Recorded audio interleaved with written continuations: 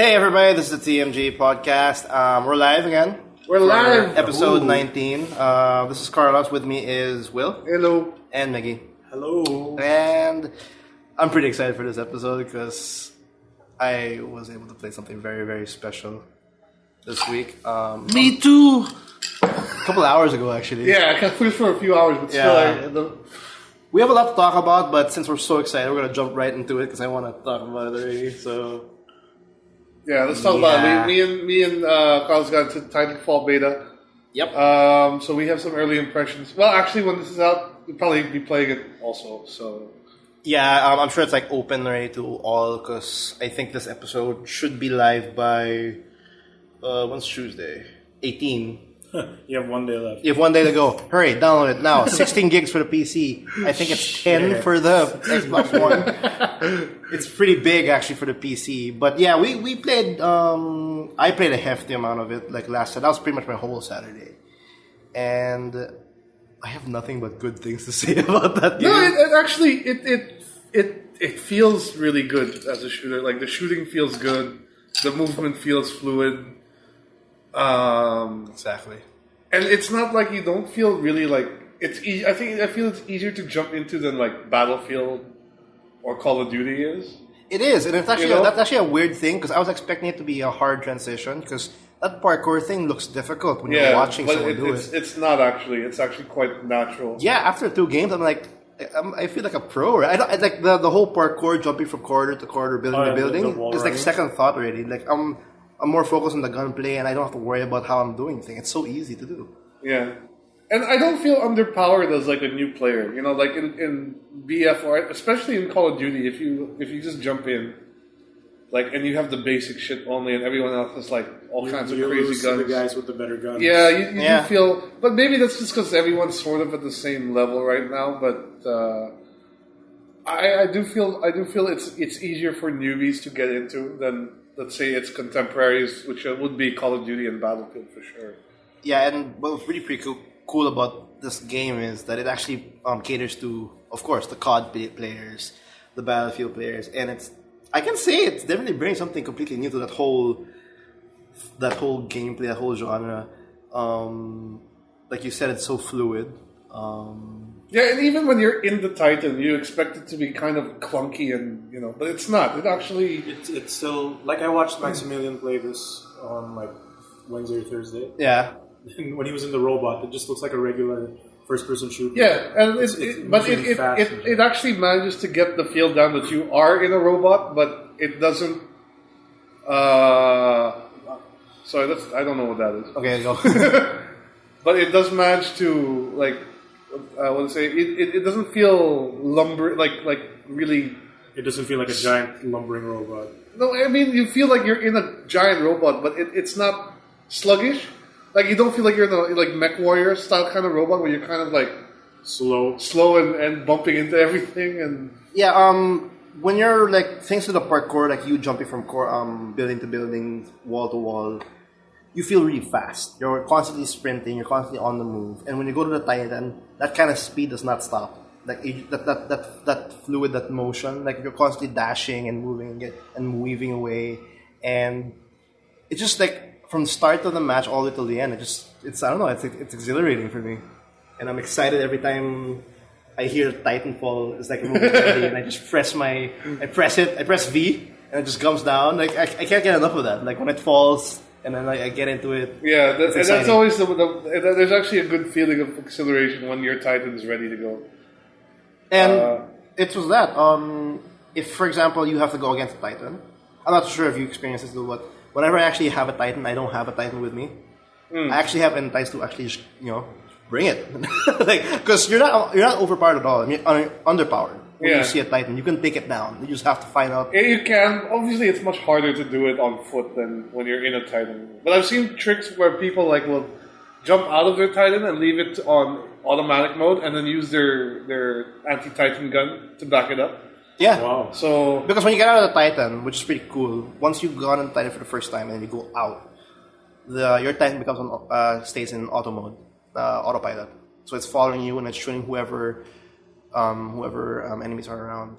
yeah, and the general reaction is if you see an enemy Titan, you're gonna target the Titan first. Yeah. So you're in a much better position on foot to actually use your little rocket launcher or whatever. Yeah.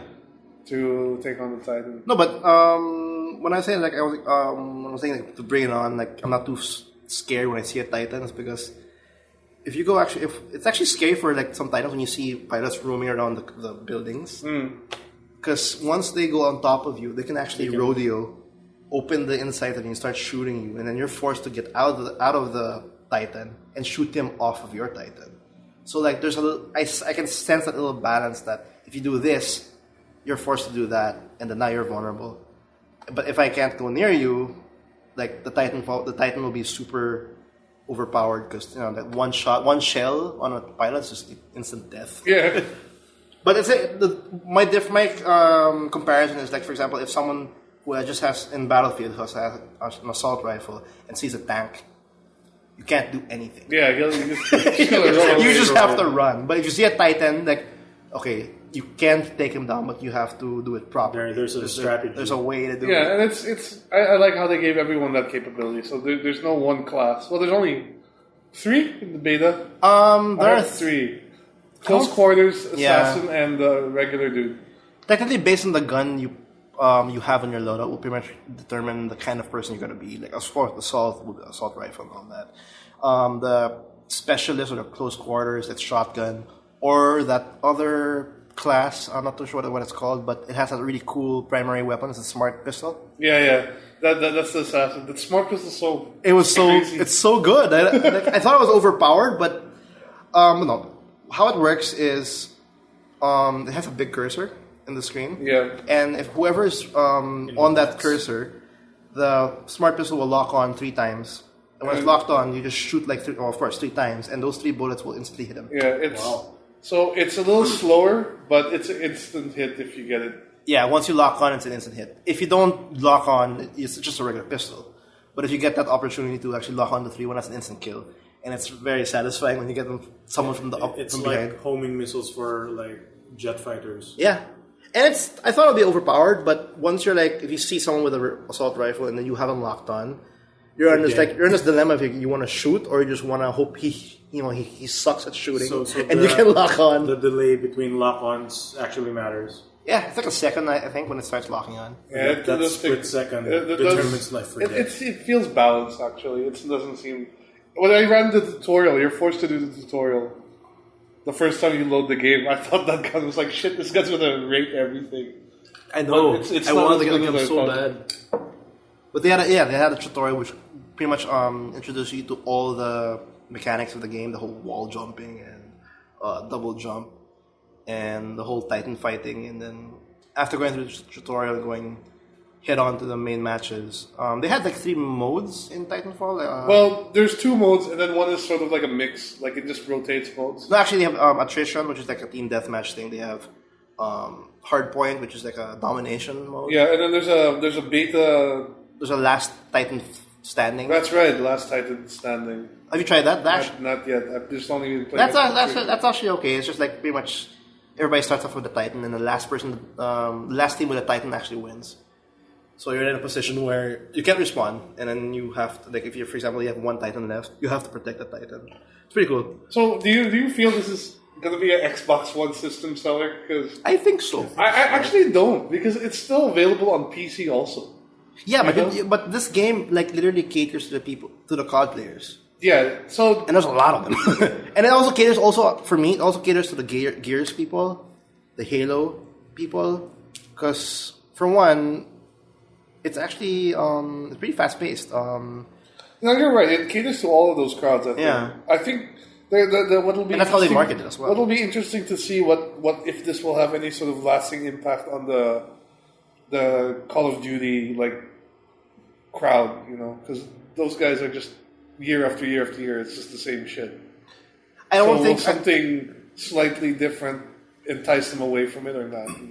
When people say that like Titanfall is a COD killer, Call of Duty killer, I don't think so. I don't think it's gonna be a Call of Duty killer.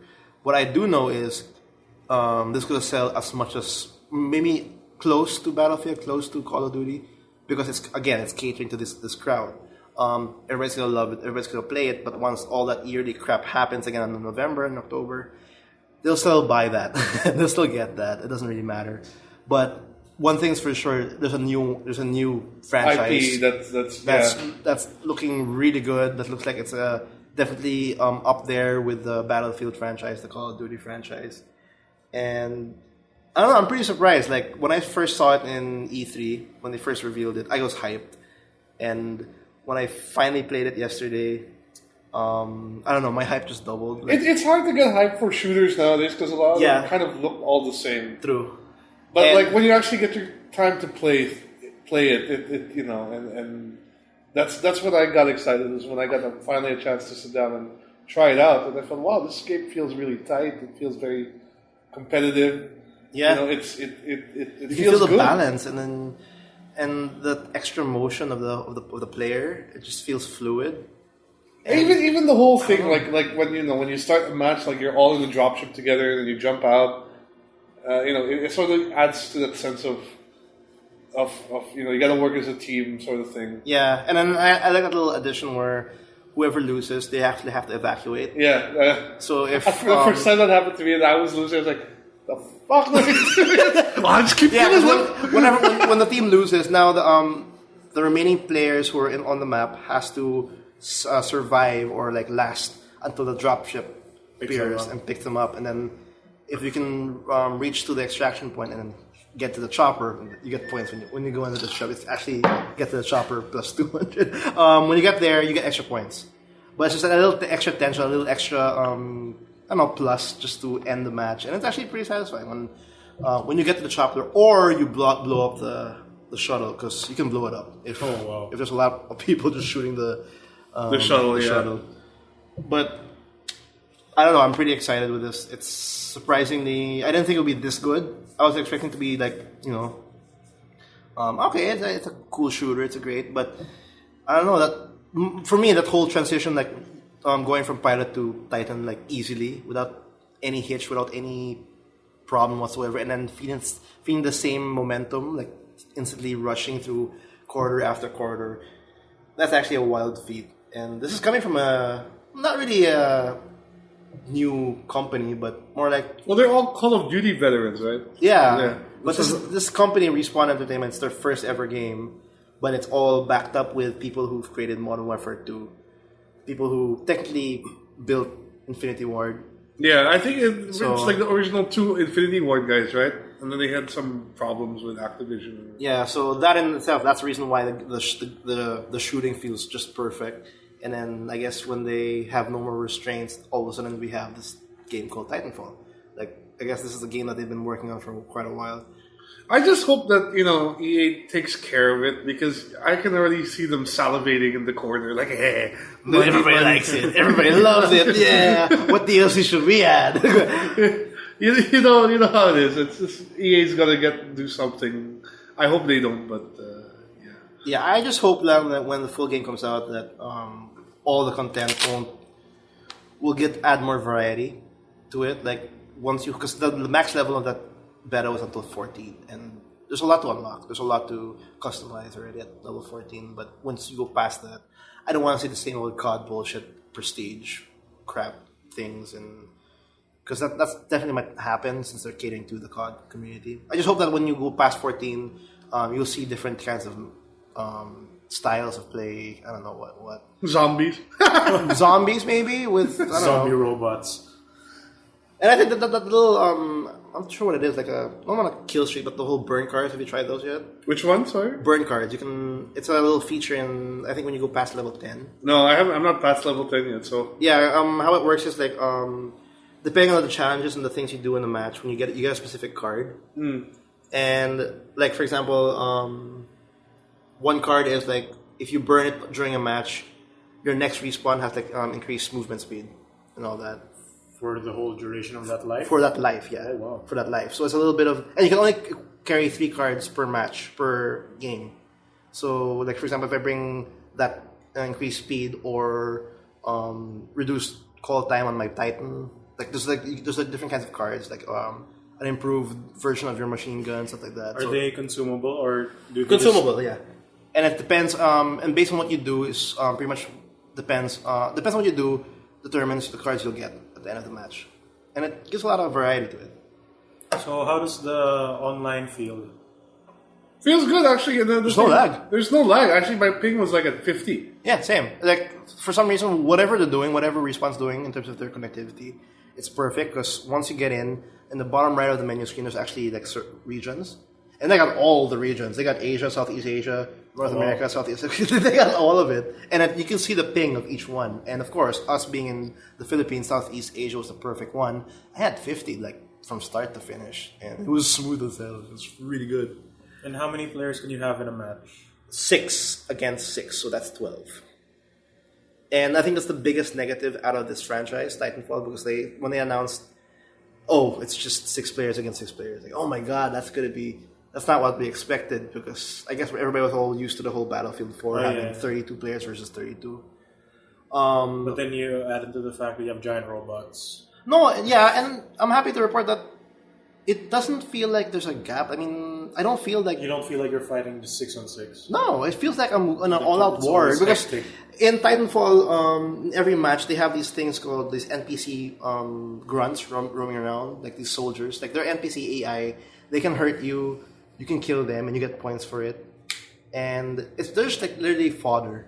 But it kind of helps to the fact that you can't find a pilot yet, but... You can still kill something. You can kill something. You can do something. You can... And killing those will actually contribute to the overall score. Win, so you're not really like wasting your time. So my point is, like, even if it's 6 players on the other team, you're still doing something. No, you're still you're not gonna be that little like downtime where like in Battlefield 4, like you just run for. You're just running minutes. for hours and hours. You find something, killed, yeah. You have to do it again. Thanks to its fast-paced mobility and the Titan, you having mechs. Like when you get out of the dropship, after a few seconds, you'll find those 6 players and you'll kill them. And then the response time can be after 2 seconds, and then it's very fast. You don't feel any downtime whatsoever. That's good. I think probably if they add more, it'll be actually more chaotic, which I hope they actually do because it'll be pretty cool. But that's my impressions with Titanfall. I'm definitely gonna play more of it till it ends. Well, do you know if the beta like rankings will carry over to when we get the full? I doubt it. I think I'm gonna have to start from scratch. And well, I can't really quote on that, but they haven't had any announcement whether what we've done in beta will cross over to the original game. Because like in Battlefield 4, when I played the beta, it actually crossed over. Yeah, so maybe it might happen also. Hopefully, because I'm 14 and I got all the attachments ready for every gun. Except the SMG. And then I haven't touched the sniper yet. I'm not really good at snipers. But at least finally you can snipe because it's 50 FPS, you know, so it's not like VF where unless you have a really good ping. Yeah, and then sniping is actually not so bad. I mean, like I thought it would be really horrible because like everybody would be jumping off corridors one after the other, and like you're like trying to aim for a monkey for Christ's sake. No, but it's actually easy. It's pretty good. What else do I want to talk about in Titanfall? That's about it. There's only 2 maps. The map design is actually pretty sweet. Every time you're moving forward, whenever there's a window, you just feel like jumping into the window, just for the sake of just because I can do it. I have a double jump and I can. And I don't know, it's just a lot of fun. I hope you guys can check it out. The game's out on March 11 for Xbox One and PC. And Xbox 360 also, right? Or on a later date. I think later. March 25, I think, is the date for Xbox 360. I don't know why there's no beta version for the 360. Maybe because they want to not show the reduced version of that game. Or just increase the awareness for the next gen. Yeah, that too. In terms of visuals, the game looks fantastic. Yeah, it looks great, actually. I think the game looks... Well, I don't know, like... The graphics, if you notice in the tutorial, the pod inside pod, they seem a little. Yeah. But when you're in motion, the graphics are perfectly fine. What I've noticed actually is it's not so much the textures that really pop out, but it's like the animations. Yeah, that's true. Of the movement of the soldiers, of the Titans, and everything. They seem to be quite well modeled. Well modeled, yeah, exactly. But yeah, there's nothing. I don't know. I can't see anything negative. I was thinking about it on the way here. I think the big test will see, like, when it goes live, will you still be able to play online without having some major lag issues? Yeah, and then the overall effect of like what content will you have once the full game as you progress past 14. That's what I want to see. If I still get that same tension like after like max level, I still want to play it, and I still want it because it has that feeling where after a match, like, okay, I'm ready for the next match, and that's the kind of feeling you want for these kind of multiplayer games where you're just constantly like asking for the next match, the next match, the next match, and it's gonna be exciting in March. You should try it. It's free. Yeah, when my net comes back. When net comes back. Wait, okay. We're passed by. We're gonna put Titanfall on the side for a minute. What about you? Because I don't want like all the spotlight here. It's fine. I got my Gundam game.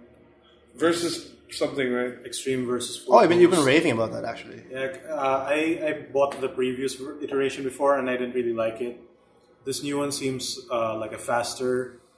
I don't know. The combat seems faster, more responsive. Is this like a turn-based? Is it a Musou game or it's a action game. So wait, is it like virtual on, like 1-on-1 sort of thing? Okay, it's 2-on-2. Oh, virtual on, yeah, the arcade It's one. virtual on with Gundams essentially. Oh, how was it though? So like, but this is only like a Japanese. Yeah, it's only Japanese because Yeah. I think the licensing for each Gundam series is too much trouble. That's really the problem with that whole transition. Yeah, but, you know, at least we got it in shops here, unlike before I had to import mine. Oh, okay. So how was it? Like aside from it being a I like it. Like 90 characters is crazy, and they're all unlocked straight off the bat. and that's 90 Gundams. Yeah, and then you get like 2 free DLC characters. Because 90 is not enough. that is that off, and So that's like a Dragon Ball game with all. So the I really like this game. The only problem that I have is what the previous iteration have, where the PS3 can only have until 2-player local multiplayer. Oh, really? Yeah, Split screen, and 2-player local. It's a 2-on-2 game, so ideally you'd have 4 players. Four but players. Yeah. I guess the system can't take it, and it has an online pass now, which sucks. What? I thought we were past online Yeah, I passes. thought we were past online passes. Is Japan like behind? And you know what sucks about the online pass? It only works with your Japanese account. Of course it does. So we're able to make you made a Japanese account. Yeah, I made a Japanese account before. Oh, okay, you had one already. And I use it to redeem the DLC also. Oh, the extra characters. Yeah, because you know, they Was that Zaku? one of them's a clone. Exactly, it's a Zaku.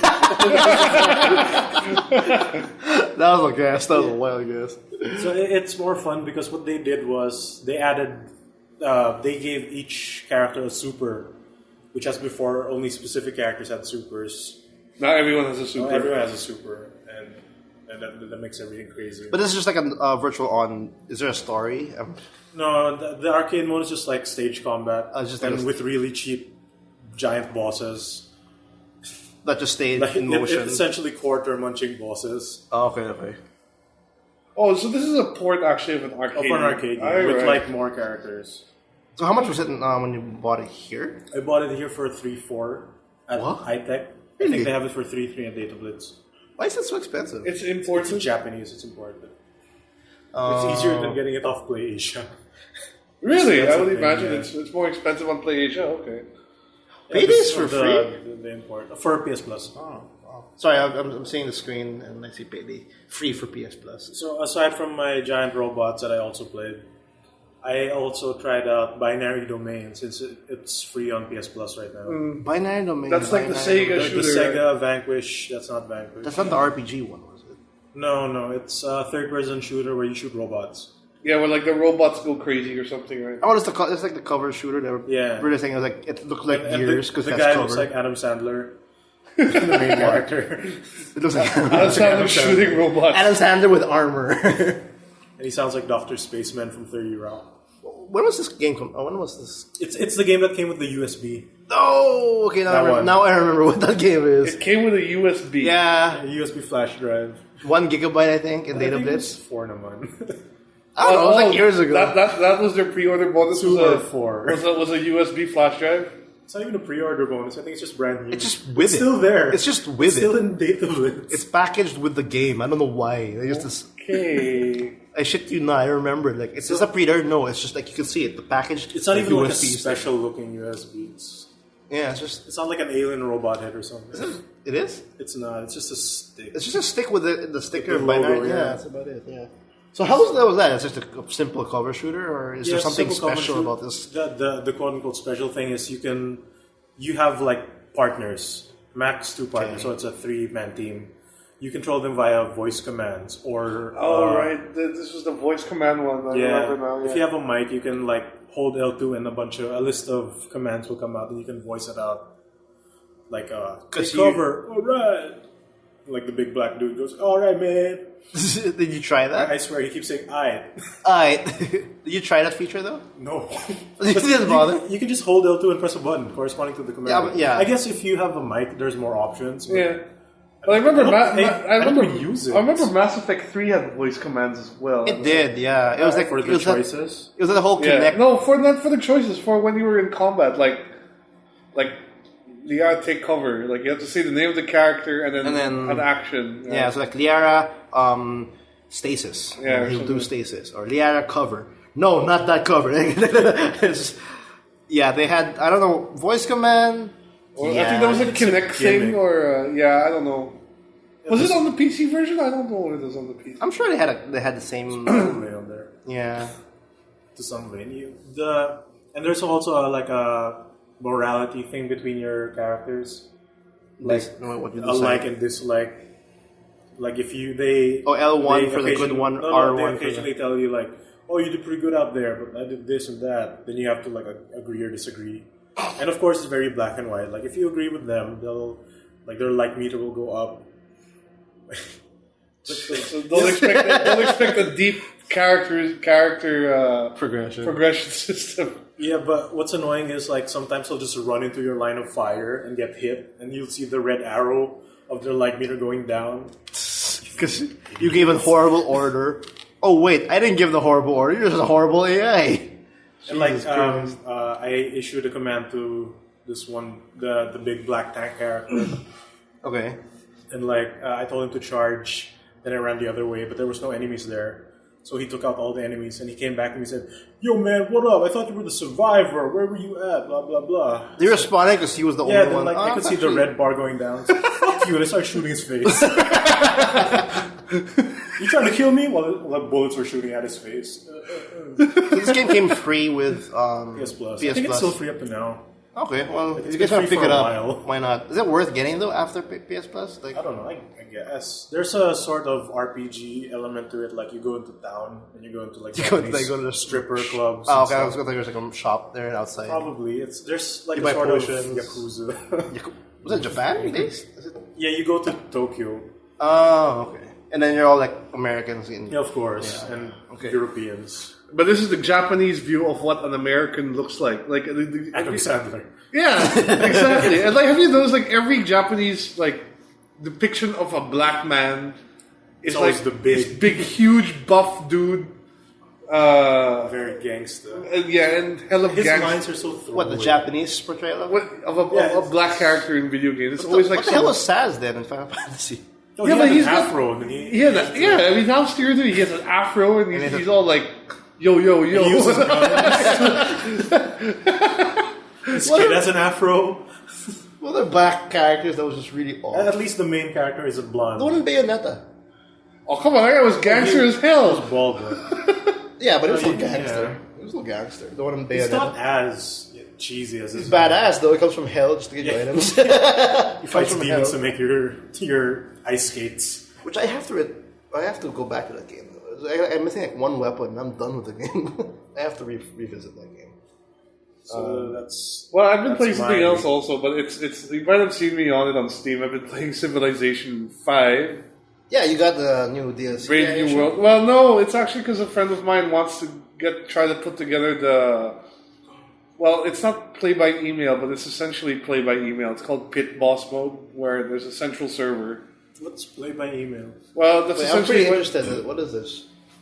like it's basically there's one computer that handles all the controls. So like whenever it's someone else's turn, they'll send an email out to that person, and that person takes his turn and passes it on. So this is a game that will take months and months to play out. That's actually pretty cool, though. But yeah, That's like a really that's the multiplayer that I've always wanted out of Civilization. Like, you have real players having real actions. Okay, so how is it? I mean, well, we haven't gotten started yet because people are still like reinstalling and like getting the expansion, which is on Humble Bundle right now, by the way, up till today. okay, The Firaxis Humble Bundle will get you Civilization 5. which is actually pretty sweet because Plus you have Civilization 3, 4, and 5 with expansions. for just $16. yeah. And then 2 other games that I can't recall. The old Sid Meier games, like I think it was Ace Patrol or something like that. Yeah, the really old ones. But the meat of this whole bundle obviously is Civilization. 3 is obviously one if of you the think best. about it, Civilization is cheapish. That's really cheap when Yep. you consider it. $16 for just for Civ 5 alone is worth it, if you ask me. 'Cause Yeah, and we're talking about these expansion packs that are like $20 or $30 when they first came out, and I think there's still that without the discount. So this is definitely a really good deal in Humble Bundle that's happening right now. And Civ 5 is just a really good game. I bought the original. I have the first expansion. It still has that like one more turn, and you look at the time like, holy shit, it's 3 in the morning. I know. My first campaign in Civ 5, like, I downloaded like, I love Civ. Like, oh, that's like after 7, I was like, now I know why I love Civ. You should, whoever like strategy games or people who've like played Civ way in the past and wanted to play it again. Just warning, like you will definitely lose a whole afternoon or maybe a whole day of playing Civ 5. And you won't even realize it. I agree with you. The whole like just one more turn, just one more turn, and I'm like, oh my god, I have to do this in 2 turns. Like, okay, just 2 more turns. Oh, my wonder is going to be built in the next turn. There's one more.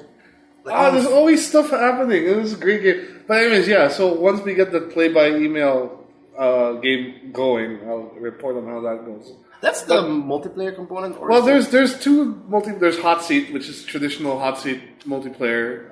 There's a simultaneous like online thing that you can do. I don't know how that works.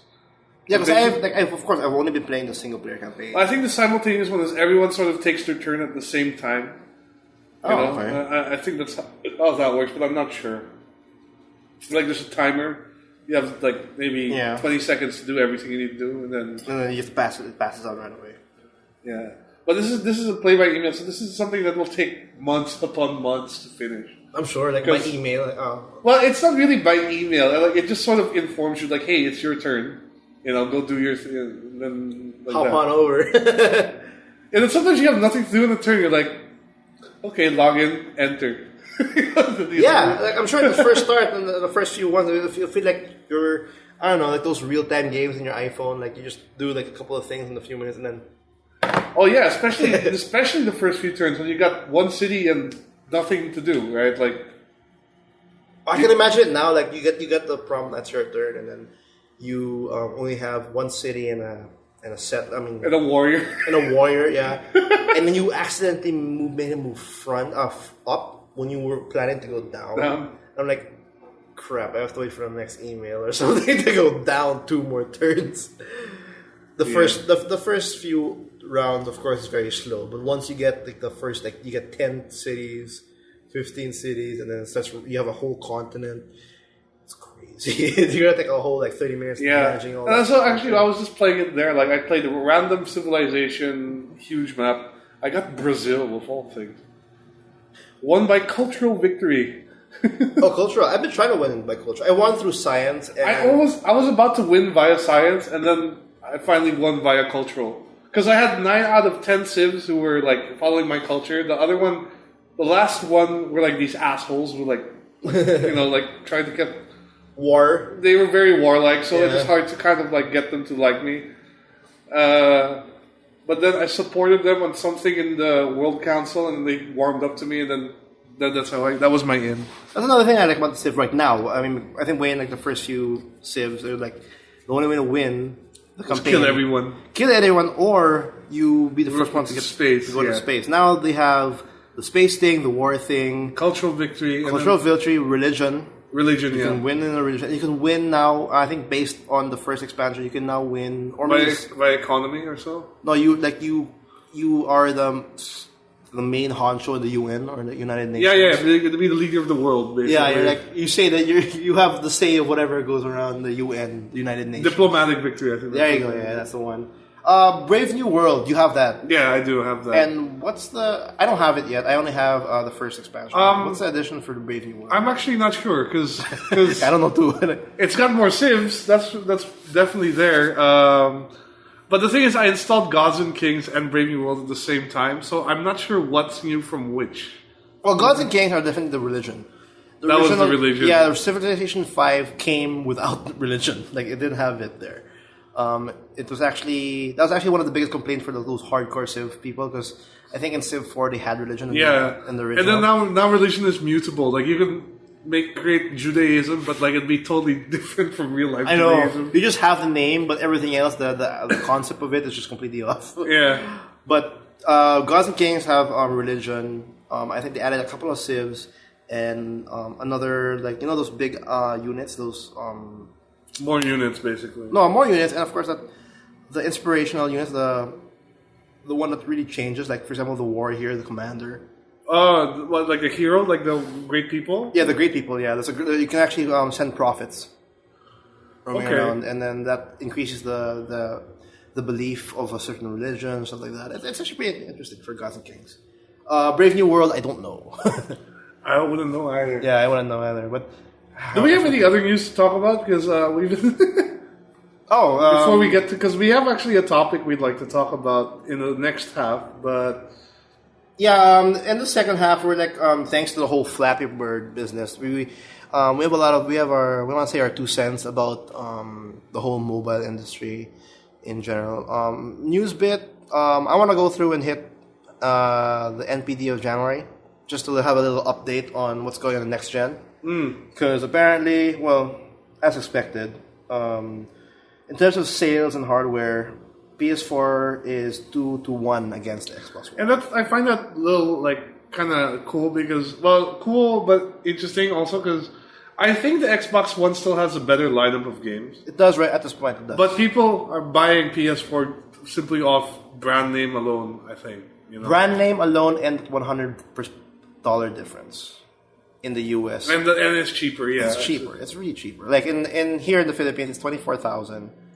And they have a whole event. Xbox One here is 31. And they Sony actually bothered having a launch event here for it.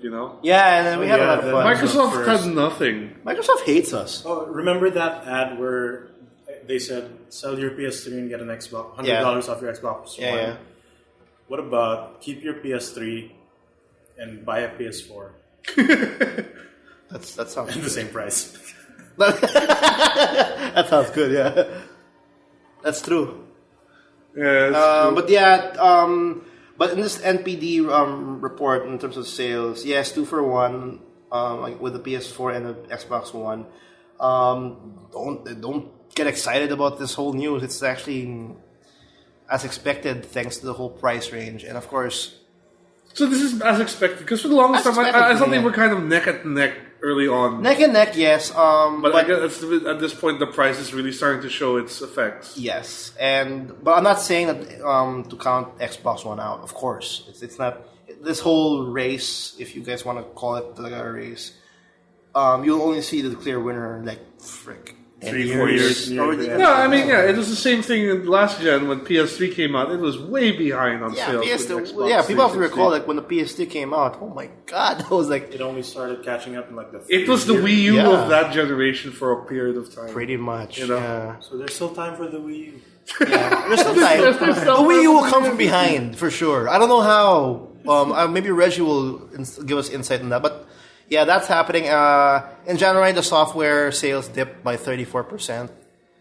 That is to be expected since there's nothing coming out on that. Well, nothing came out on January except Tomb Raider Definitive Edition. Which, if you have it on PC, you don't need to buy it. Yeah. So it's pretty slow in terms of sales, obviously, so no one has to be freaked out. But in terms of like end of Feb and March, you'll see a big spike. Yeah, for sure, end of Feb will have a spike. My God, the games that are coming out on March. Titanfall, yes, March 11. I'm so excited for that game. It's not even funny. You want to go on a break now, or we have a? We have 5 minutes, so you want to throw in one more news bit? one more news for the Wii U. Oh, Back. you want me to do that? Oh well, there's 2 points for the Wii U. One's a sad one, one's a good one. So what was the good one? Little Mac was announced for Smash. Smash Bros. Let's go with that then. I don't want to see the bad one yet. You know what? Okay, you go take this one. So they finally announced a new character for the new Super Smash Bros. Coming out on both Wii U and 3DS. And it's Little Mac from Punch-Out. Yeah, which is actually pretty cool. Yeah, he was an assist trophy in Brawl, and he's now a full-blown character in this new one, whatever it's called. Yeah, there's a new trailer that came out. I'll put it in the descriptions below so you guys can check it out. He's looking pretty rad for a character. And he looks weird, too, compared to other Smash characters, because he seems to have armor when he charges his Smash attacks. And when we say armor, when a character hits him, when he's doing a move, he doesn't move. He doesn't flinch. It will not stop his action. So it's like an invul, basically. Pretty much. I don't know how many hits he can take. I think he's only taken 1 hit for armor in the trailers. If you go past 1, it'll be pretty OP. Yeah. But I want to know when the demo for that will come out, because I really would like. When it came, I don't think it'll come out. I don't think it'll be a demo. The previous 2. Unless we can find a way to go to E3 and Well, that's good news. They're still working hard there at Smash, adding more characters. Well, speaking of characters, is there anything you guys want to see out of Smash Brothers? Like, I think Punch-Out was a perfect addition. I was expecting Little Mac to make it into this one. I was just waiting for it. So when the trailer came out, all I said was, finally. Yeah. Well, apart from all the Nintendo characters, like, there's nothing to that. I just hope they bring back all the older characters, even Solid Snake. Yeah. they could do Solid that. Snake might I'm thinking not they make could it even this get time. a few of their old Wii exclusive game characters, like Sonic is back. well, not Sonic. I mean, Sonic's back. It's I'm thinking official. about like what were like some of the Wii exclusive games, like that dude from No More Heroes. That he might have been. Oh, that's actually a pretty good addition. Travis Touchdown. Yeah. Oh yeah, so, I'd like to see some Platinum characters. That guy, Some or like Grasshopper Studio the guy characters. from Mad World. That was a Wii exclusive? But Mad World was, but he was in Anarchy Reigns. That's right. Which Came out on Xbox. So you're getting kind of 360. crossover. Yeah, and then I would have said like I think he's owned by Sega. oh really? What's so Mad saucy? World. Yeah, but oh well. But you know those whole Sonic, Metal Gear, Solid Snake, that's all favors. Like, people are just dumping it there. Yeah. Because, like, Hideo Kojima's a huge fan of Smash. And He actually asked them to put him in Melee. Yeah. He just didn't make the release. He didn't make the deadline. Yeah, so... Like, these characters, even Sonic, I think. Sonic was a fan thing. Yeah, And so- Snake was just a Kojima thing. Like, can you put a Solid Snake in the Smash Bros? Bros. Please. Please. And he got it. Please. And he got it. So that's a pretty cool news. Yeah. Maybe some of the RPG heroes from like Xenoblade Chronicles or Last Story. Well, Xenoblade... Or maybe some of like there might be even thinking like even 3DS or DS exclusive game characters, like Professor Layton might be kind of cool. Yeah, I don't Yeah, think he's why ever not? come out on anything except Nintendo so far. Yeah, right. Professor is by level 5, which I think is run by Nintendo anyway. Yeah, but thinking about it, there's nothing else in terms of like their first party No, level 5 characters. developed for the PSP. Oh, did they? 3 times. Okay. But there's one. Professor Layton might be a cool addition to Cooking Mama. I don't know. Cooking Mama. Well, it's funny that they put the Wii Fit girl in it. Yeah. Like, I think they're running out to that point, and they put the Wii Fit character, for Christ's sake, as a character. in Smash. She seemed cool. She seemed cool, but come on. I mean, like, I don't know. It's just as lame as when, like, Sony announced, like, Evil Cole and... Good I call. just hope Sorry. they bring back all the older characters too. I'm sure they will, though. Like Mr. Game & Watch and like Oh, that's pretty cool, yeah. You have to put Rob the Game & Watch Robot. in. I want them to Even put... Rob, I like that. Ooh, I want They them need to put the angry video game nerd in. I want them He has to his put own the game now, original Donkey Kong. OG Donkey Kong. the They'll probably classic. they'll probably Yes. just skin. They'll just have that The as a skin. side-scrolling Without a tie. with the barrels. And that's it, yeah. The angry video game nerd would work, dude. Like, cause I know he has his own game now and shit, but like he pretty much, you know, most of his reviews are Nintendo. What's his final smash? He's gonna take a dump on your video game. I guess. No, that's right. He's kind of vulgar. I don't think he'd fit in, but man, it would be cool. All right. Well, just do one more before we hit the break, and it's really quick. We won't really discuss it. Watch Dogs has been delayed in the Wii U. Yay! We'll take a break here, and we'll take a. Yeah, I don't know why it's delayed. I'm gonna say it lang just once. The whole quote thing of why they said that they had to delay it. We made the difficult decision to further delay the release of Watch Dogs on the Wii U to focus the team's resources where they could have the broadest possible benefit for both our customers and Ubisoft. Which means they're shifting development to the Xbox One and PS4. Pretty much. Also saying that they have no faith whatsoever in the system. Oh, man. We'll take a break from here. Thanks for tuning in. We'll see you guys in a bit.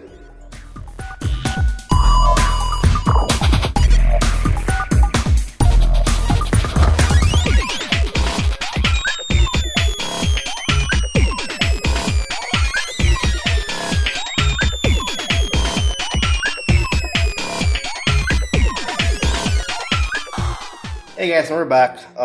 Thanks for sticking around. For the second half, we're gonna talk about something very recent. I guess I can say that. Well, actually, no, it's weird because the day after we mentioned this last episode, the day episode 18 was released, which is I think Wednesday. Flappy Birds was announced to be pulled out. Was it going to be pulled out? Yeah, and we were just talking about Flappy Birds on episode 18 too. Like we were wondering, why is it so viral? Why was it? What's up with this game? Why do people? And then the moment that guy announced, he couldn't. Literally, he said he couldn't take it anymore.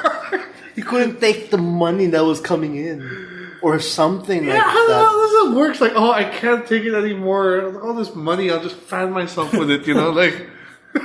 Maybe he knows that once it's done, there won't be any more money coming in. Yeah, I don't understand. Is this guy? I don't want to judge the guy for maybe I don't know. We don't know the full extent of why he says I don't want to do this anymore. I don't want to earn $50,000 every day. Maybe he got 1 million death threats. For what? Because of the bird? People hate the game.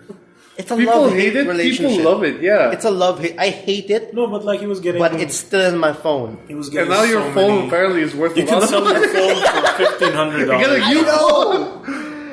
I mean, okay. Why did you do that? Maybe he has a tie-in with the phone companies or eBay because once they announce that the Flappy Birds will not be available in any store for mobile, dumb shit started selling phones with the Flappy Bird. It was just the Flappy Birds app, nothing else. Yeah, all kinds of dumb shit. First, for people selling their phones with Flappy Birds installed for ridiculous amounts, and people are actually bidding on it. I don't know. $15,000. I saw a bid for $15,000 for an iPhone just because it has Flappy Birds. Was your high score then that bad that you had to get another phone just so you can? I don't know, redeem yourself? It's a different kind of OCD. Okay, I don't know what the hell. But not just that. Okay, we've seen 1 billion copies of Flappy Birds coming out. I've seen personally Flappy Pigs, Flappy Bees, Flappy Doge. Have you played Flappy Iron Pants? Doge? Have you guys played Iron Pants? No. It's a superhero going through the same bullshit, but his body really feels like you're trying to navigate an anvil through that damn pipeline. He's heavy as fuck. It's hard to I went to 5, I think, with that because he has the Iron Pants. Because he's constantly it's gravity weighing him down literally. But there's a lot of iterations of Flappy Bird, like you said. It was just crazy. Yeah, now there's a Flappy Bird MMO, and they're still up there in terms of in terms of best-selling apps. It's all there. Actually, you can take a look now. What's selling on the Play Store? It's so weird that this guy has decided to just pull it out because the hype and then it's still there. And not of course, crazier. It's not even just that. And people, of course, the clone that want to get the meat out of this virility of it is there, and it's not getting it. Here we go. The top 3 ones right now: Clumsy Bird and Fluffy Birds. Because we just. And then there's Iron Pants. Iron Pants is there. There you go. Iron Pants. Flappy Pig. Isn't it like a Vol Navarro version of Flappy? Probably. But So- yeah, it's It's ridiculous.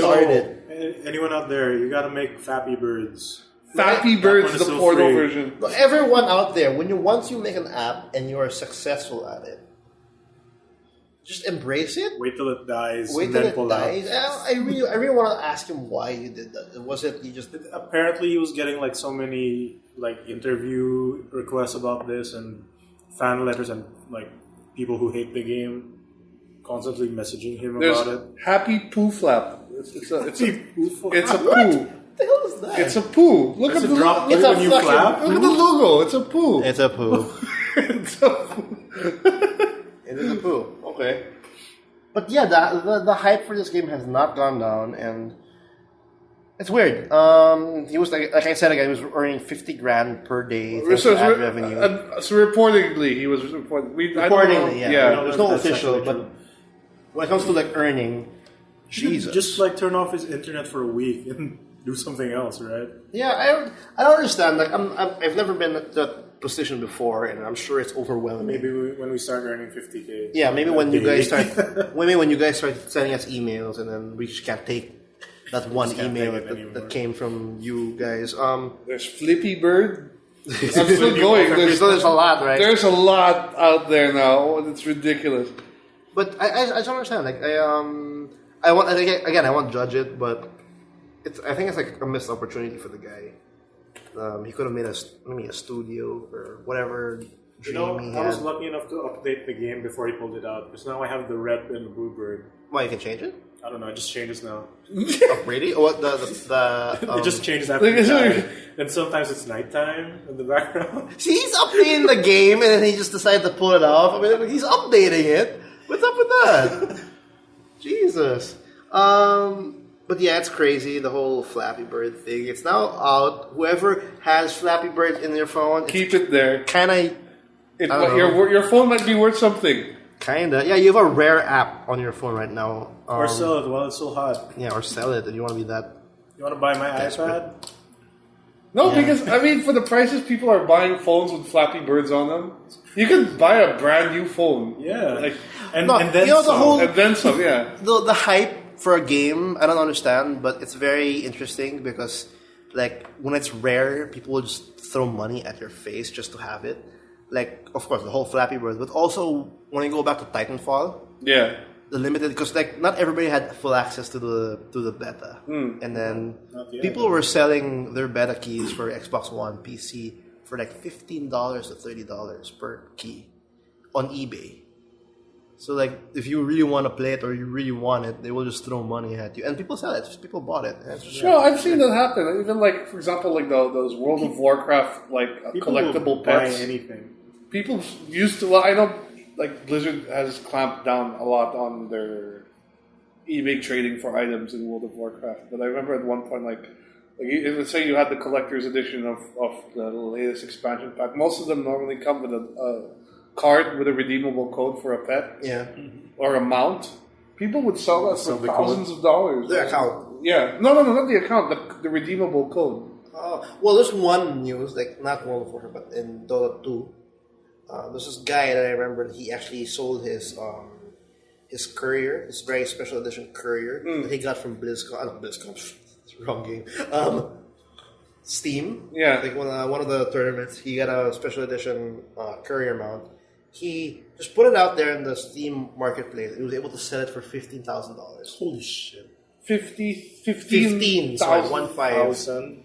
Someone just gave him $15,000 for something that's Too many rich people out That's there. nothing. It's actually just Yeah. a piece of a file. It's a file. You bought a file for $15,000. Even if it's not like expensive prices, remember when people would sell their Ragnarok characters? yeah, it was around. I guess that's true. I heard about People that. will just buy anything. Yeah, pretty much. And I guess I should stop getting surprised by, oh my god, people want to sell their Flappy Bird phones. I don't know. It's getting weird. No, but I mean, that kind of brings us to what I wanted to talk about mobile gaming in general. Is like, I mentioned this last week also, that Flappy Birds was not a new game. Like, it was there for a few years. before Years or was it a year? Like, I It was a reported year. it was like a year ago. Something. Like something about a year. It wasn't. But It was a year, it wasn't new. Yeah. And within like the span of a week, because of one mention here or there, it Just blew the right- up. It became huge, right? And then I said, I think the words I used is, you can't design virility in a virility. That's not the right You word. can't make viral. You can't. things You can't real. design viral. You can't make a certain content viral. You just It'll like, just You cannot design viral into the game. Like Yeah, you viral can't direct happens it. on its own. you can only direct it, but you can't expect that you this is can't the expect content it that to will be- become viral. Yeah, you Yeah. can't expect it. So, and it makes me think also like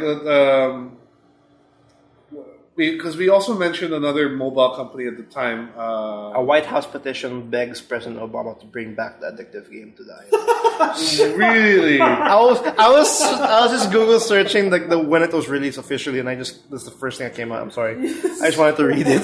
I've seen some weird petitions in the White House I want know. to make the Guile theme into the national anthem. Oh yeah, of the yeah. US. That's legit. That's legal. I will support on behalf, that. yeah, I will support that. I think please stand for the national anthem. There, it was officially released on May 24, 2013. Oh god, So It's not a year. half a year old. Almost a year, okay. more than. But it was last year. I can say it's last year. Yeah, it's last year. It's not like 2 weeks ago or a month ago Or a when month it was ago. when it blew up. God. So like you said, like you were saying, Kanina, like you cannot engineer. and I really don't know viral how it. content. I don't know if the article there says anything how it got viral, but I'm guessing someone mentioned it on a website. People checked it out. Maybe there's one guy on the right influencer just and had, it just Yeah, a famous dude tried it out, or a bitched about it on the series of internet, famous dudes. Yeah. which led to other people trying it out. and so on and so Word forth. of mouth. And then after, Purely like word a of mouth. virus, like when it just sticks in you and then it starts to spread. Like a, Yeah, but we were also talking about another mobile company, which is King, and their yeah. and how they basically also went viral with Candy Crush, right?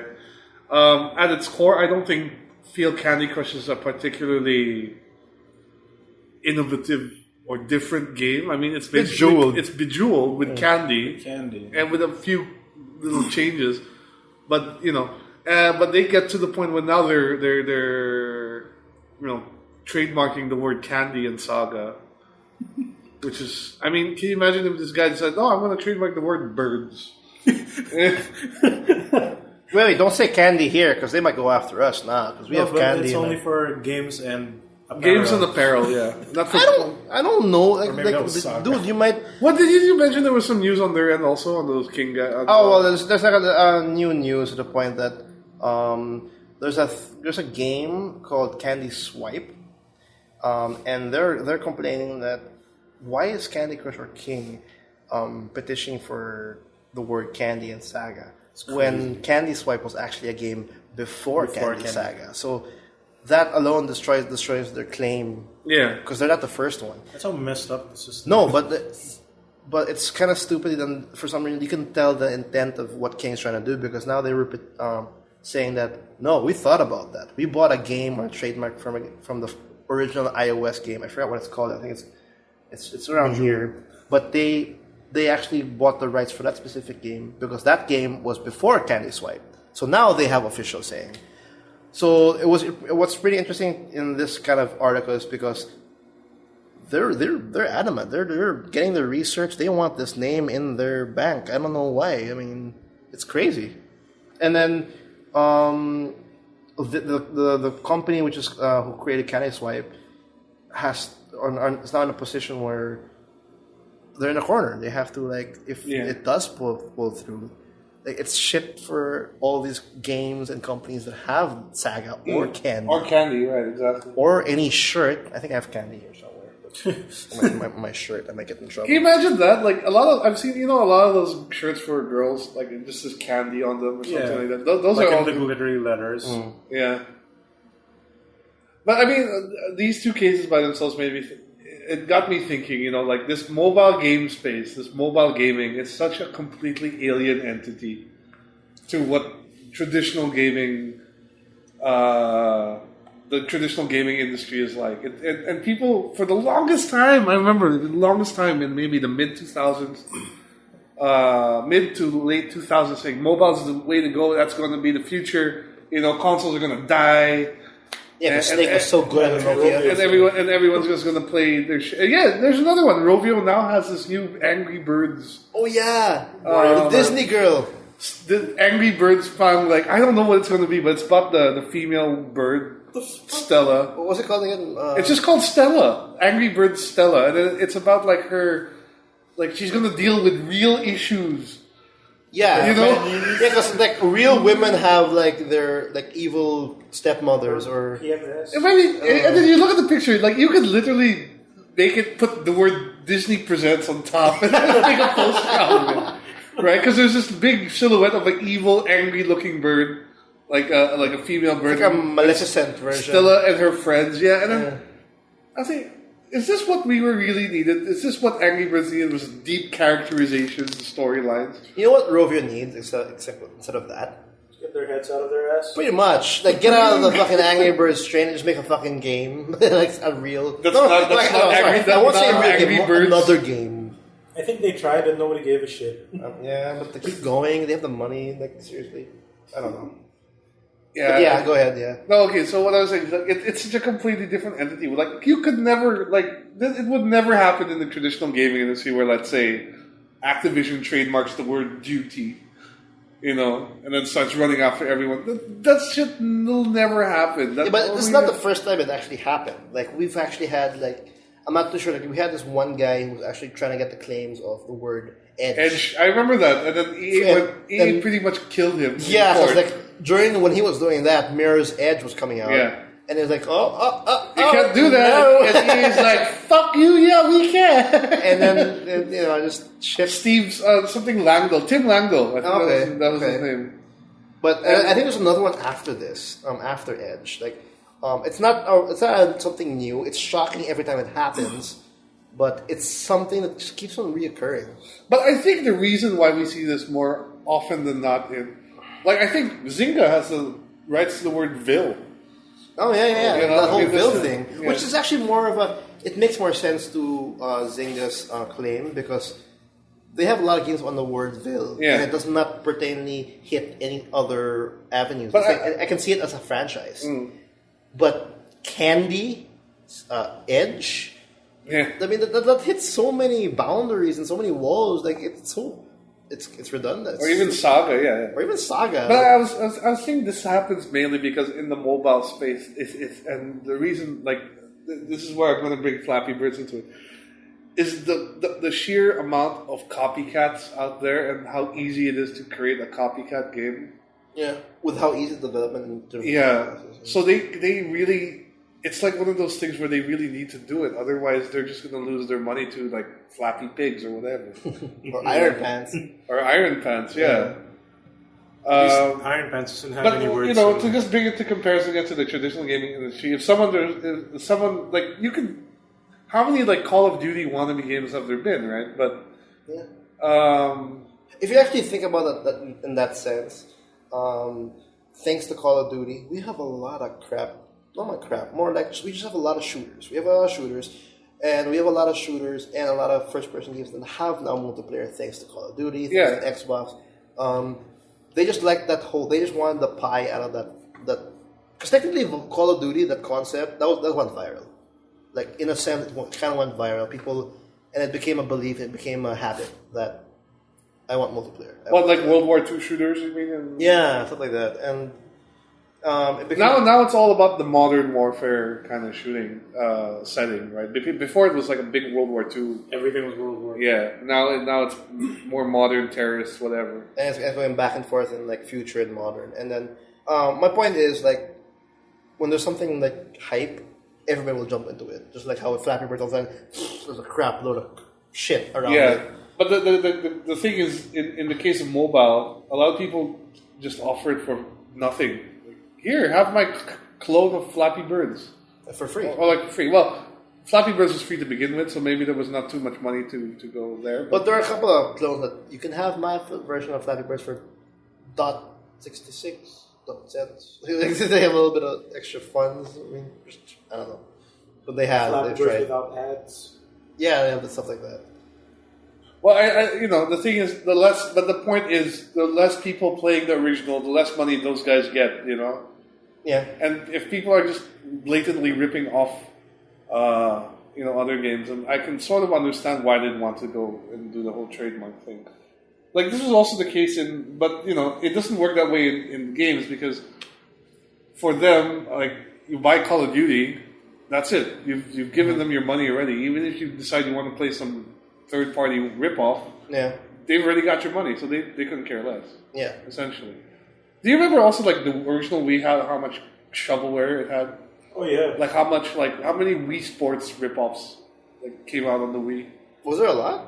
There was a lot. There was quite a few, like sports athlete. And a lot of garbage racing games. A lot of Mario Kart, wannabe. Yeah. Steering. When there's a good idea, people are clinging to it. They're gonna a lot of crap will set aside. Which is sad. Nobody's ripping off the Wii U.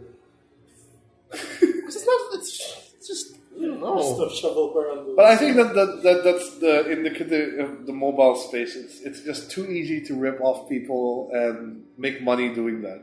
It is, and it's so. In terms of development, correct me if I'm wrong. It's easier to experiment.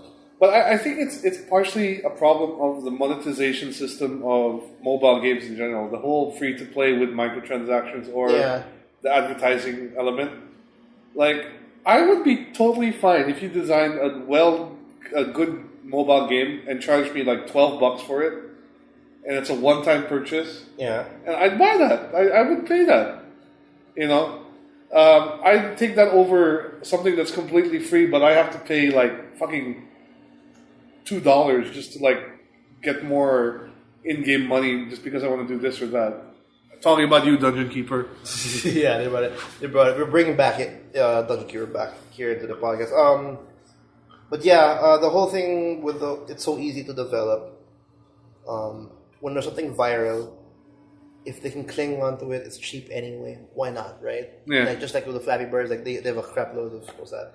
And then in terms of the bigger companies, it's such cheap. It's really cheap to develop an app. Like for EA, Dungeon Keeper, it's because we're free. If it doesn't work out, it's fine. It's not a big loss I for just us. wish also the mobile gaming audience would be a little bit more picky, a bit more, not so. They wouldn't really care less if it was free anyway. Yeah, but that's the thing. And if there's a paywall, okay, I don't like it. I'll just escape it. They don't have to worry about. Don't have to voice themselves out because they didn't spend a penny. They just wasted maybe a minute or 30 minutes out of their time. But that's why you can get away with it, because that's the one market, I think, the gaming market that doesn't give a shit about about what happens. No one cares about King claiming the word candy or crushed. As long as they get to play Candy Crush, they're happy. Yeah, they won't. Really They don't give a shit, Or unless someone else gets the word candy and Candy Crush shuts down because of that. I don't know who would get it, but. Or they'll just move on. No, even when Flappy Birds moved on, people just started playing fucking Flappy Pigs, Flappy Bees, Flippy Birds, whatever. Yeah, people. When the announcement of Flappy Birds are getting shut down in iOS, I see other people playing other Flappy Birds. The combat, the gameplay, or the essence of Flappy Bird is in everybody's head. That I know Flappy Birds. It's not anymore there. I want to play something else, a little bit Flappy Bird-ish. So they'll get the iron pants that go like that. But it's essentially the same shit. It's the same shit, but people like that for some reason. Fair, I've seen a lot of that. The physics in those clones are different. Yeah, and it feels different, yes. But the initial gameplay, as much as it's very simple, it's the same. And I guess they just like that. They just like that little small variety that does not change the overall experience. And they're fine with it. And with that kind of mentality, what happened with Flappy Bird, what happens with free games coming out, it won't stop.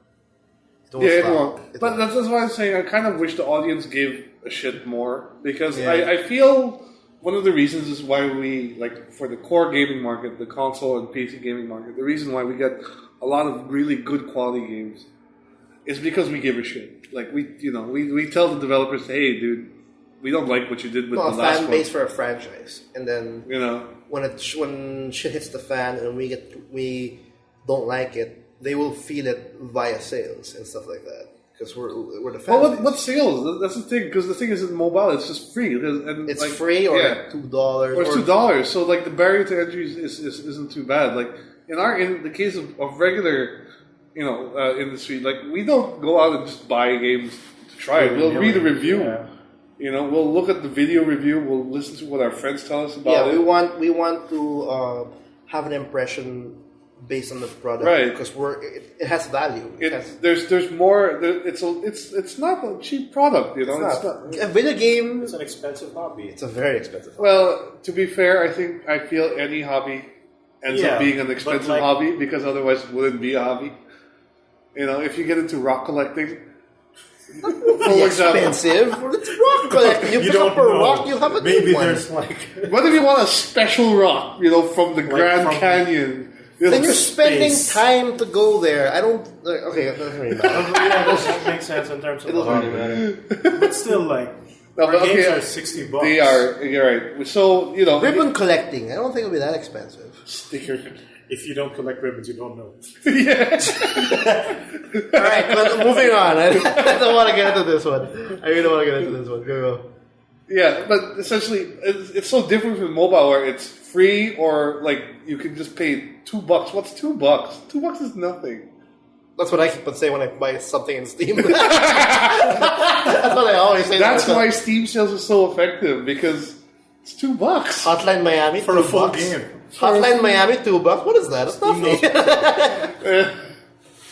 You don't play it for like 2 years. I haven't finished that game. I didn't. Damn it, Steam. Anyway, yeah. So like there's not as much reason to care in that sense. Yeah. And if you look at some of the professional mobile game reviews, like I've seen it's funny if you see like the core gaming websites, Eurogamer, GameSpot, Yeah. IGN, whatever else, and they look at their review for Dungeon Keeper, they all slammed it to hell, right? They all hated it. Well, I don't want to go through those reviews because they don't like the mobile. Well, that's the scene as well, point. so- But then you look at a review from a site that is solely dedicated to mobile gaming, and Yeah. they love it. Yeah, it's because like the people that review it are coming from a different perspective, and the one who's reviewing like the official ones for like mobile games and all that, they know. I mean, and they appreciate. I mean, they know what the standards are in terms of like. I know, I guess, but the thing is, we're all core gamers here, so like I'm more inclined to listen to what Eurogamer or GameSpot No, yeah, have definitely. to say No, but and than some dude on GameZebo.com or whatever. but in terms of like that specific game, which is Dungeon Keeper, Yeah. it makes sense to look into IGN, look into that aside from the magazine you were mentioning, because this is a game that came out from Bullfrog and PC, like way back. It's an old franchise in the PC platform, and it translating to the iOS. Of course, everybody's like gonna say, "Ooh, it's a mobile version of Dungeon Keeper. It's really cool." Oh wait, it's not that cool. 1/10, because of having paywalls and all that. Is it 1 out of 10? If you set aside the paywalls, is it 1 out of 10 because of gameplay, because of story, because of how it But functions? it goes to what I said, like I don't know. if you remove all the timers, all the paywalls in the game, and just sell it. Sell Dungeon Keeper without the paywalls, without the timers. Sell it for $10. I'd buy that, But I haven't actually spent way past $3. Are you playing it still? Like Dungeon No, Keeper? I'm done. Okay. I was done even before the first episode 18. Like I couldn't. I just really it was very the whole paywall. It was just really bothering me. I couldn't get the core essence of the game. I haven't spent maybe like my most out of my phone right now is like $3 in terms of games. Oh, really? Okay. I don't for some reason I don't know why yet, but $15 for an iOS game feels expensive for me. Even on PS3, $15 is. No, $15 feels like a legitimate DLC. I guess depending on the Or a game, actually, yeah. Like $15 seems we okay. were playing Tokyo Jungle earlier. That was $15. That's $15. Far Cry the Blood Dragon. That's $15. Well, when it came out, it was $15, and that seemed like that was a standalone game too. Yeah, and that was a legitimate purchase. Well, for me in my head, but spending $15 for Final Fantasy V on the iOS, and especially with 6 crashing. Yeah, I heard there's a point in 6 where you can't even get past because or of the crash. that Square Enix RPG. That's a new IP. It's also $15. Infinity Blade? Or no. Infinity Blade is actually $7, I think. But from that range, it's for some reason, in my perspective, for iOS games, that's actually pretty expensive, really, from $7 to $15. And I guess it's just maybe I'm not that maybe on board with the whole playing on my iOS thing. I'm not too sure yet why I feel that it's $15 feels expensive. Well, I think it's partially our expectations. Like when you say mobile game, you kind of already get this. You get this idea of this. I think, this 5-minute time waster. Yeah, well, right. You're so when you say it's $15 for a mobile game, you're kind of thinking I'm going to pay $15 to get something that I'll play in 5-minute bursts. Yeah. When we're used to saying like $15 is worth a whole game like that, I'll sit down and play for a couple hours, not in 5-minute bursts, but like in hours spurts. I don't know if that's going to change anytime soon, though. Like Square seems to be the only one releasing these more expensive games. Yeah. Like Final Fantasy Tactics on the iOS, I was kind of interested in getting it because I'm a huge fan, and if I bought it, fine paying $15 for that. Yeah, I was actually fine, but I was actually still hesitant. It's still $15. Yeah. And the fact that if I do buy Final Fantasy Tactics on the iOS, that'll be my 10th time buying this damn game. I mean, it's just I know who dies. I keep dipping and dipping and dipping, like fucking the Lion version, the new one, War of the Lions. I bought it for the PSP. I bought it for the PS3. I bought it for the PC. No, not PC. There's no PC. But I keep buying. I played it Tactics. on the PS1. I played it on the PS1. That's my first was that the original. I love the game to hell of it, but getting the iOS version for $15, I still feel that hesitation. I think it comes to quality and what to expect already in terms of games. Like, because if I say $15 for an iOS game and I see something like here in like Unreal Engine Infinity version, and then I start comparing that to the $15 I get out of a PC indie or a Xbox 360, like maybe Far Cry Blood Dragon or Lara Croft, Guardian of Light, like those kinds of quality, it's hard for me to justify that $15 purchase. That's my thing. Because I'm looking at the Google Play Store right now. Majority of these games run from $1, $2 to about $5. Yeah. Right. Minecraft is about $5. Yeah, there. The iOS version, yes. Plants vs. Zombies is less than $1 now. There's a Dark Knight Rises game that's about $5. And then we get down to Final Fantasy VI, which is selling here for $14.99. Well, it's in pesos. So for me, it's 700 pesos, which sounds like quite a lot for a mobile game, honestly. And it's even though it is one of the best Final Fantasy games ever made, right? No, but I guess it's just my thing, because I don't know. But so it depends on the game, essentially. But it depends on the game, and I guess just I'm having, because I play so much in other platforms, and I transfer here, like I said a while ago. It's hard. So I guess it's the game and the medium you're playing on. Maybe. Yeah. Look, you can get Sonic the Hedgehog, the original Sonic Hedgehog 1 from Sega for $3. So it's definitely not like because I want a short burst game. I don't want to spend that much. Because if I say that means I won't buy handheld games. Because it'll be the same if I go out. Yeah, but those handheld systems are dedicated for video gaming. Games. Yeah. So I guess it really depends on the medium you're playing it on. But like, how about this? Remember the Final Fantasy 13 game that was on PSP in Japan? Versus 13, I think? Yes. Or Agito 13? Yeah. The one where you're in a school? Yeah. They're releasing that. I heard they're releasing that in English on iOS only. So would you pay $15 for that? No, because I'm not much of a fan of that. 'Cause I tried the Japanese demo of that and I liked it. And I've heard good things about it too. So the one thing that No, but it also stems to the fact that there's a lot of free games as well that are actually as good. PVC too. No, but this is a full, like, essentially a big Final Fantasy. Maybe not big, but like it's a legit Final Fantasy title. But this is Square stuff. So why is it free? It has to have a paywall. No, it's not free. Oh, it's not free. Okay, sorry. It's not. Do you think it'll be around $15 as well? I don't know. It might be more. It might be more. Yeah. God. What's the other game it's that I a lot wanted to get? Capcom is also jumping into the iOS. Breath of Fire 4, I think, is going to the iOS. It's getting part of that. It's free, I think. I hope. Yeah, I'm looking. Every Final Fantasy game is about $15. Yeah. So I guess I'm having a hard time just justifying the price. I'm not saying like even Infinity Blade. I think it's like $6. I think.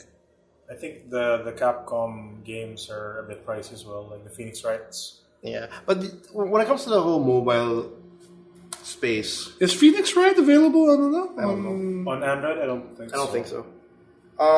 Do you guys think that like this will be moving forward some way, or like Well, I can definitely tell you one thing is that like maybe overlapping with the industry finally, like what people are that I don't fearing? think mobile is really the future, as everyone kept saying it was back in the day. Because like I'm coming from like different platforms already, and I don't see myself like this is what I'm going to It do. might not be the future. Like it might not kill consoles because it's so different. The console will kill itself. This is going to Yeah. happen. Consoles will kill itself. It will just Like it's a bang different each other's heads. medium and like different business strategies compared to like the big consoles. Actually, yeah.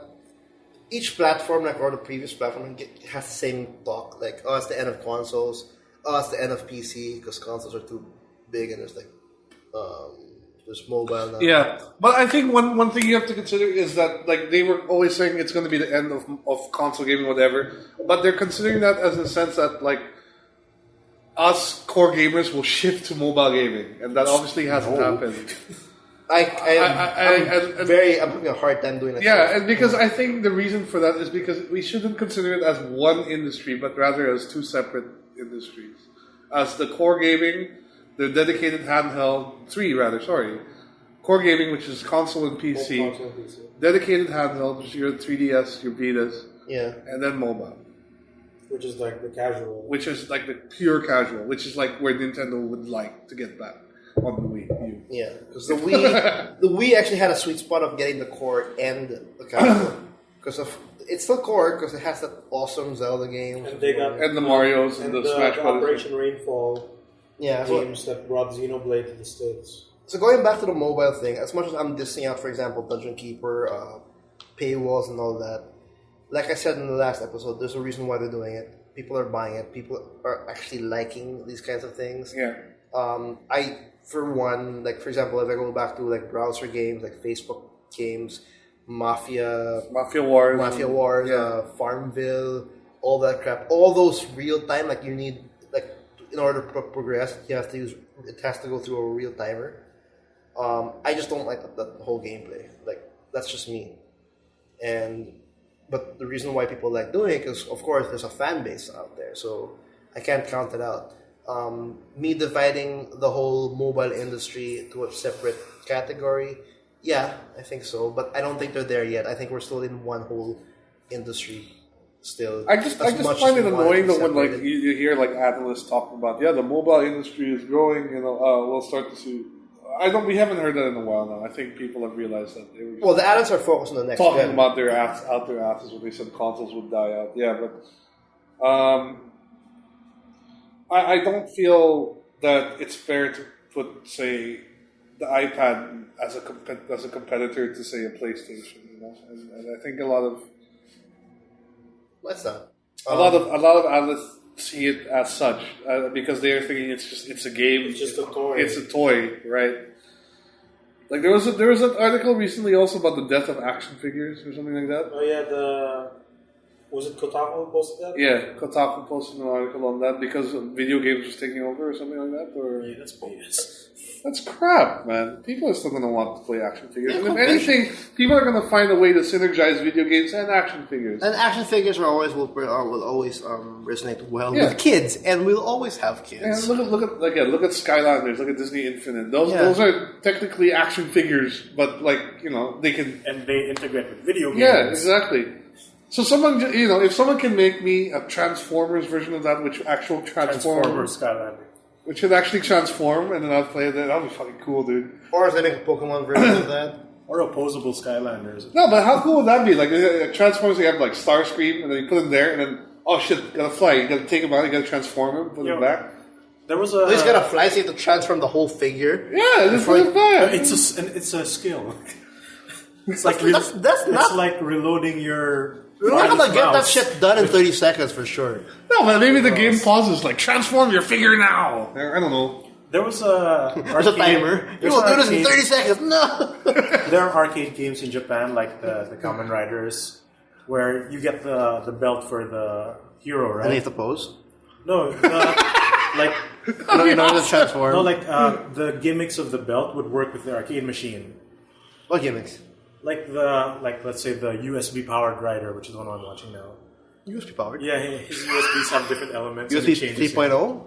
I don't know, Okay. something like that. Space USBs. So like you plug it into your belt and it makes the sound, right? And Oh, you're yeah, like, I'm gonna kick you.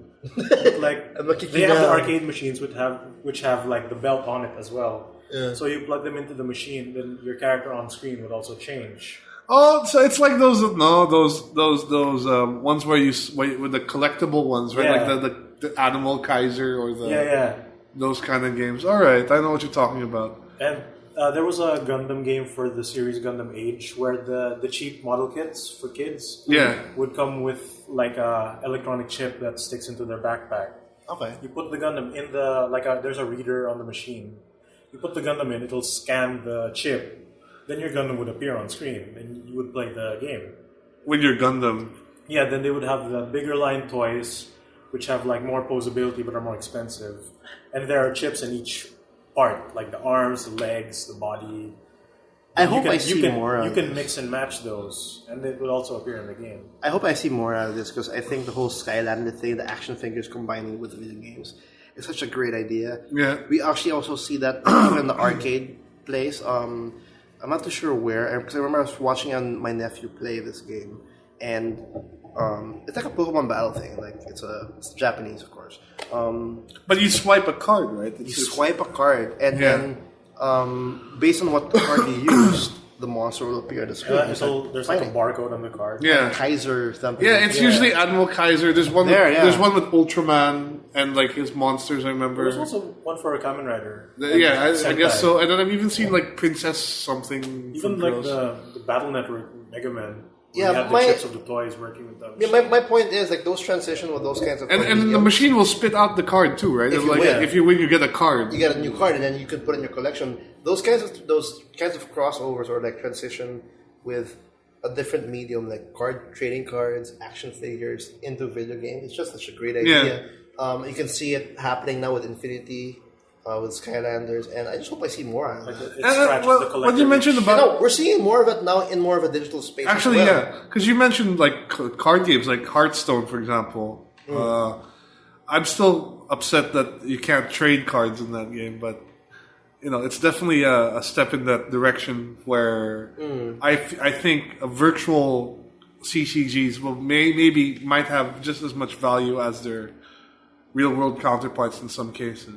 Well, it's still better because we don't know in terms of Hearthstone, we don't know the full extent of what will be available on the full game. Because I'm sure that they'll have a stupid feature where people will start selling their accounts because they have cards. They'll probably.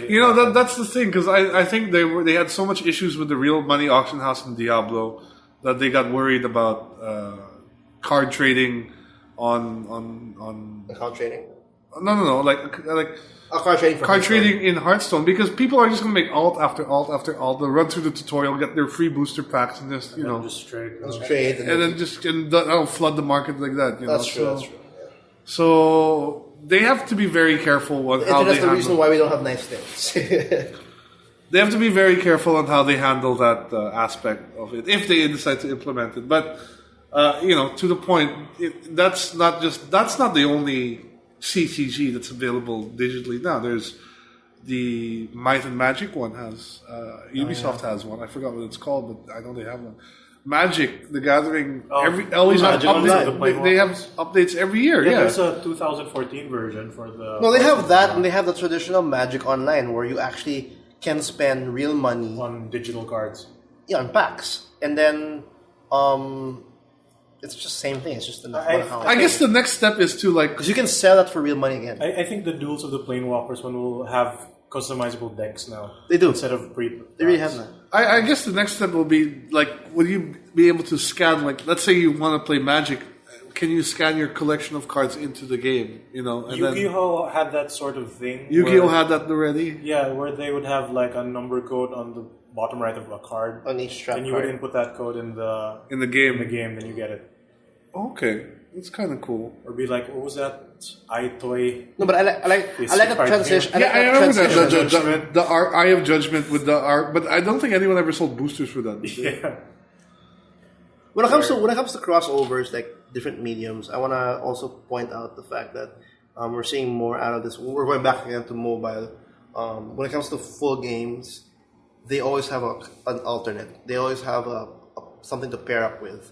For example, Batman Origins had a pair up with this Blackgate game on the platform for 3DS. And they also had another game, I think the Blackgate version on iOS. And by playing those, you get a little bit benefits for your full game. Yeah, or like Injustice. Or same with Injustice. Like if you play the iOS version, you get some costumes. Like those kinds of transitions are like, we have a timer! We have a timer! I'm sorry. We have a timer. But yeah, we have all those transitions, and for me, that's a perfect introduction for like core gamers to dive in to the iOS because it benefits what they want, what they expect.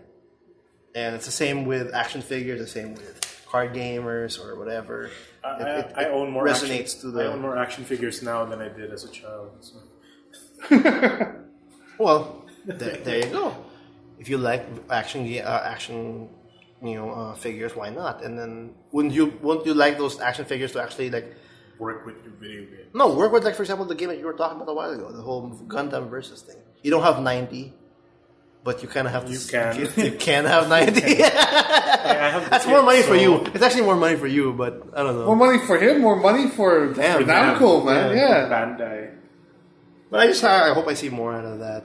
I mean, it's actually pretty cool. But I mean, there's a balance you have to put there. I think that will work for certain games, but not for others. Like, look, I would not want to play Street Fighter if I had to buy action figures of every character, that I needed in the game. Like, if I had to buy a Ryu action figure just to play Ryu, forget it. Ryu would probably be the free character. Okay, let's say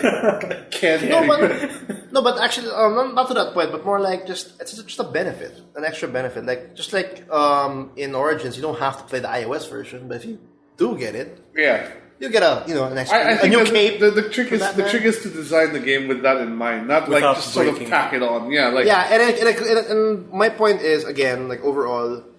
It's a side thing. You don't have. It's not a full on like it's in your face gimmick. Yeah.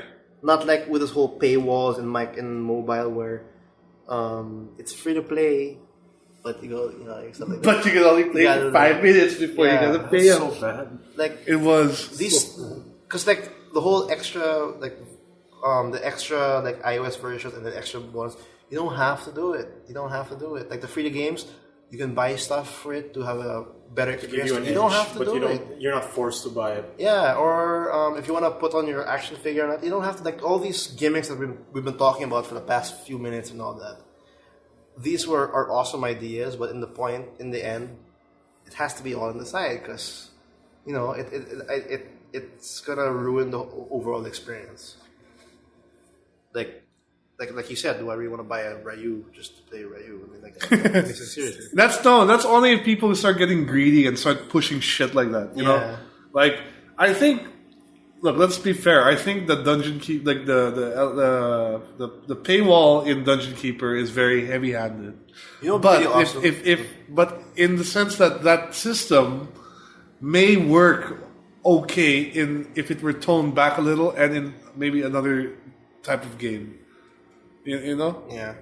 Like, EA has another game, which I actually enjoy, the Simpsons Tapped Out game. Oh, you have to manage the Simpsons. You build Springfield, and then you manage like what the characters are doing. And there's real timers in that too. Like, you can make Lisa do her homework, and that might take 8 hours or whatever. Okay, right? 8 hours. Okay. Whatever, just some shit. And then you can pay real money. Algebra. You can pay real money to speed it up. But Yeah. it's not so heavy-handed that you actually need to pay anything. I haven't paid a cent. And it's one of those games I can play 5 minutes. Like, I gotta check 5 minutes to see. I can tap this. All right, I'm done. I can put it away. You know. In the case of Dungeon Keeper, it's not even like that.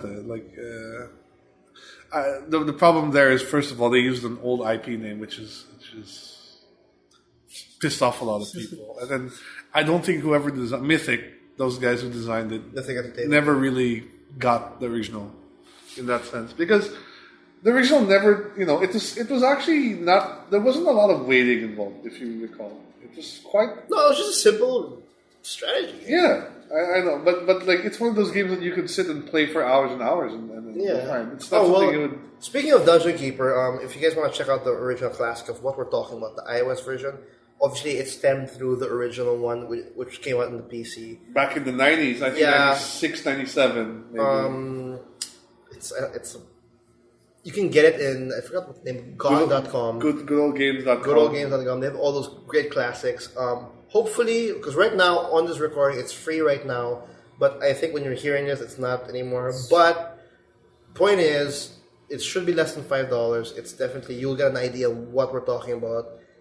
You play the original, you hate it, you like it, you get an idea, and then you play the iOS version, you'll see that disconnect. The complete disconnect of what you're trying to do. Yep. And, yes, real time is kind of cool and everything. Like, I play Tiny Death Star and all that, but I understand what Will's saying. It's just too much. It has to be on the side. Like what we've been talking about the whole second half. It just has to be all on the side. Or you know what actually doesn't. In the end, it's all gimmicks. What about Dungeon Keeper feels? It feels like they designed Dungeon Keeper like as a game, and then they threw on the paywall. Yeah. You know, that's what makes it feel so wrong. Also, let's put one code of wallpaper. Let's put another code. Let's put another code. Unlike say like Tiny Death Star, which is kind of designed already to include a paywall into its gameplay, so it doesn't feel so in your face. Or it's just in the side. Yeah, it never reminds you that you can actually. It doesn't stop you playing the game. Yeah, it doesn't stop you. Anyways, we're going way over time, so let's not really. We are. All right. We'll stop here because we want to talk more about it, and we've been segueing back and forth into different topics. But that was a good discussion, and I hope you guys enjoyed it. Yeah, we'll have more of that next soon. week. Thanks for tuning in. If you want to hear more of our reviews, videos, let's plays, we'll do a let's play in a bit actually. We'll do. We don't know what we'll do let's play of, but you'll see though the let's play in our YouTube channel, TMG Blog, and if you want to hear, of course, our reviews or impressions, you can check out our website www.toomuchgaming.com. That's 2 with the number 2. And actually, I'm also working on a video for Titanfall, so do check that out. Check out Miggy's Let's Plays, which is also in the TMG blog. And yeah, this is episode 19. Thanks, guys, and we'll see you next week. Bye.